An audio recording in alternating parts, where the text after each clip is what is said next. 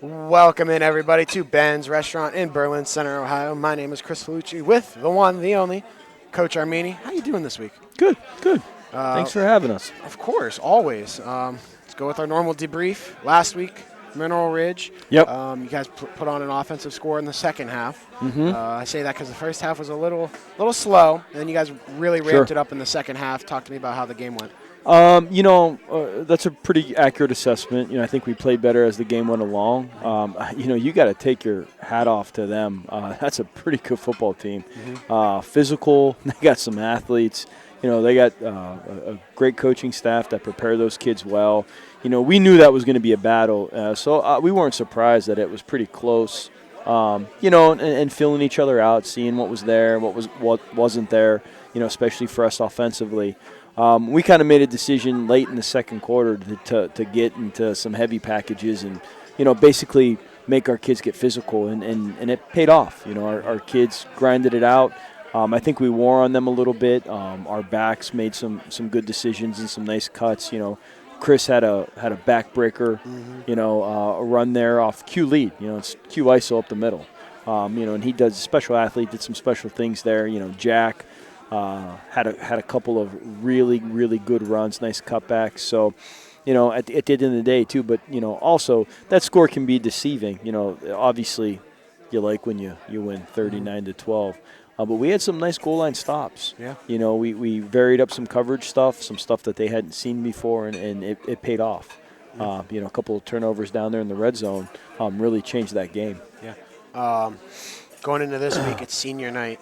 Yeah. It's this week. These seniors get their time to shine. They're under the bright lights. They get to walk out with their parents, whoever they want to walk out with, and they get to talk the whole 9 yards. What's so special about this senior class? It's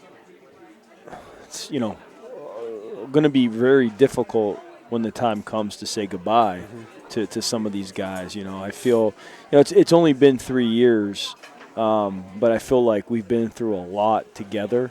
This was a group that as sophomores played, and helped us rebuild, the football program, and obviously having a little bit more success last year than having a bit more success this year.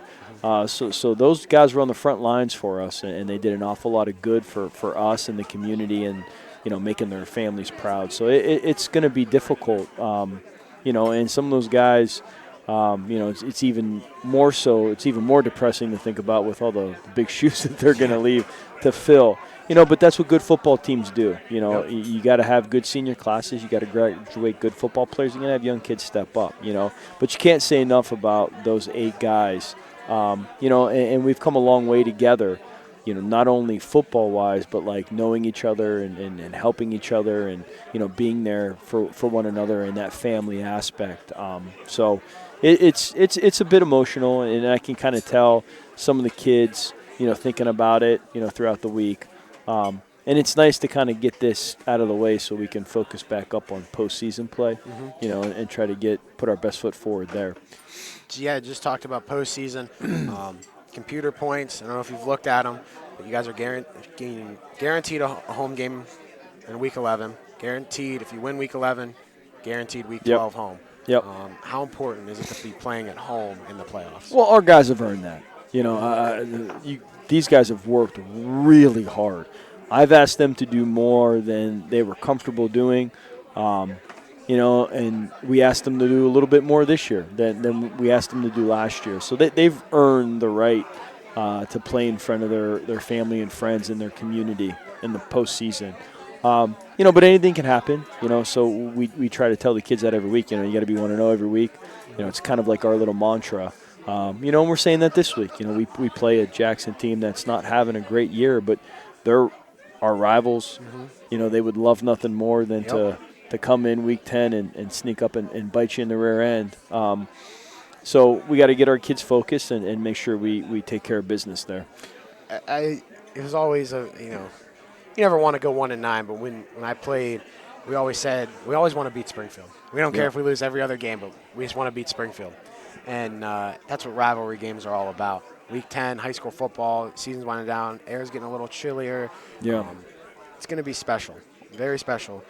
Well, it was 85 today, so Yeah, I that's don't the know other what the thing hell is too. going on here in Ohio. We go through 4 seasons a year. Yeah, it was It's probably 40 winter and out. rainy last week, Yeah, and now I got 85 and sunny today. It's probably snowing outside right now. It's probably winter season. But it's nuts. you got Jackson Milton Friday. Yep. What are you guys seeing from Jackson Milton this week? I think they have an aggressive group of kids. To be honest with you, I think they've played better in recent weeks than they were playing several weeks ago. And I know that that's a rivalry game, and you know that. You've played in rivalry games. You throw the records out. Yeah. 1-9, 9-1, 8-0, 0-8, whatever the case may be. We know that they're going to want to come in and ruin our season. And our guys have to focus up. We can't be looking ahead. We got to focus on the task at hand. And I think our guys are anxious. There's lots of things. Senior night. Some different things going on during the week. I think our guys are just anxious to get on the field and take care of business. I don't want to call it a distraction because it's not. It's, showing the seniors off. But when it comes to stuff like this where you have, you had homecoming, there was people on court, and then their senior night, how do you kind of eliminate that distraction? I don't want to call it a distraction, but it's a distraction before the game. Get your kids' mindsets right, get them going, ready to play. Well, we usually try to add a few things throughout the week to keep them sharp. Maybe shorten up practices, add a few different, extra activities to try to focus them up. And we have to just be productive with the time we have with them. It's really hard to, we don't follow them home. Yeah. They live with so many more different distractions nowadays than I had, 30 years ago, 25 years ago, showing my age a little bit. But, I don't envy them with all the distractions that they have on a daily basis anyway. So I don't think it's any more for them. But we have an experienced group of kids, too. So I think that helps as well. You got 24 lettermen back, 8 starters on defense, 6 on offense. So, we got guys that have been down this road before, so they know what they need to do. From week 0 to week 10, what are some of the major improvements you've seen overall your whole team? I think our ability to adjust, which is a big factor, for good teams, being able to make some adjustments in game at halftime and our kids be able to execute them. Obviously our coaches have been doing that for years, but being able to do that in a 5-minute, 10-minute period of halftime, and then our kids being able to execute that. We did some things last week. That game 7-6 at halftime. Yeah. So we made some adjustments at halftime. Our kids came out and executed them, and, we break a few plays. So I think the ability and them getting more comfortable in their own skin and more confident in their ability has allowed us to make some of those adjustments.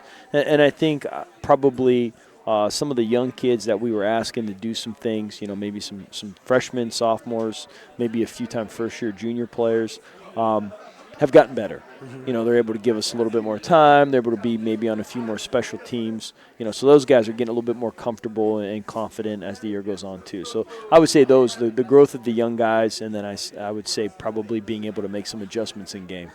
Now, I don't want to rush the season. I don't want to make it, go by quicker than it already has. But after the season's done and over, what are some things Coach Armeni does in his offseason?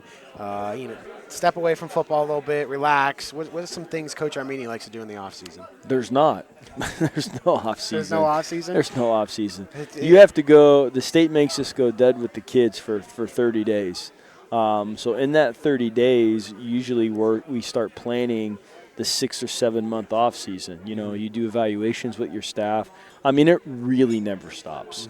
Mm-hmm. And there are lots of really good head coaches in our area, and I think that if you grab any one of them and you say, hey, when football season ends, what do you start doing? They probably will tell you, hey, I start worrying about next season.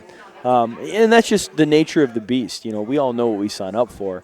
I think probably what allows me to escape, some of the pressure or frustration or to-do list is doing things with the family. Mm-hmm. I have a young family. We have a lot of fun together. My daughter does gymnastics, and she'll do gymnastics tournaments in different places. So we'll travel with her, mm-hmm. Spend a weekend in Columbus or Cincinnati or wherever the case may be. And just, spending some time together is always nice because, I don't know that people will understand this unless they, they've had someone coach or, go down that road. But it's a lot of sacrifice. Yeah. I got home last night at 8:30, so I'll get home tonight at 8:30. So I mean, there's a lot of long days there where you don't see your kids a lot, and that's, that's hard. But it's also you think you're doing what's right by a lot of other young people. So I mean that's kind of how you justify it. But Now, you got someone that's very special in your life, and I don't think we've ever talked about her on here. She's your rock, I'm sure 100%. Talk to me about who you go home to every night, who helps you through everything, your wife. So my wife Amanda and I have been together since high school. It's been a long time. There's not anybody on this earth that probably knows me better than she does. And with understanding who I am and how I like to do things, she's able to help a lot. And I married an athlete. My wife lettered, I don't know, 11, 12 letters in high school. Wow. She was a 3-sport athlete. Probably, I would say much more talented than I was as an athlete in high school. So she understands what athletics are and the dedication that it takes to do that. And I've always been a football coach, 23 years in. So she knows the sacrifices that it takes to be successful, and knock on wood, we've had some success over the years. So she helps with a lot of that. I mean, and more so, I think she picks up the slack, with your family. There always has to be, parents is a 24/7 always on game, and there's times where I'm not able to do that. So she picks up the slack with that, and that's obviously, something she does, as my partner, as my wife. But she understands, and she's always there to pick me up when things don't go well. Like a few weeks ago at Springfield, because you gotta get back at it. You gotta focus up. You gotta get back at it. Same thing we tell the kids, but as coaches, you gotta be able to turn the page too. And she keeps me humble. Sometimes when things are going well and we're humming, she keeps me grounded and makes sure that I focus on, the next game, always improving and helping the young people. But I think it helps that she was an athlete and she understands what this game's about. Coach Armeni, couldn't think of a better way to end that one. Good luck this week. Thank you. Good luck in the Thank playoffs. We'll be talking soon. Hopefully. Good luck, Coach. All right, thank you.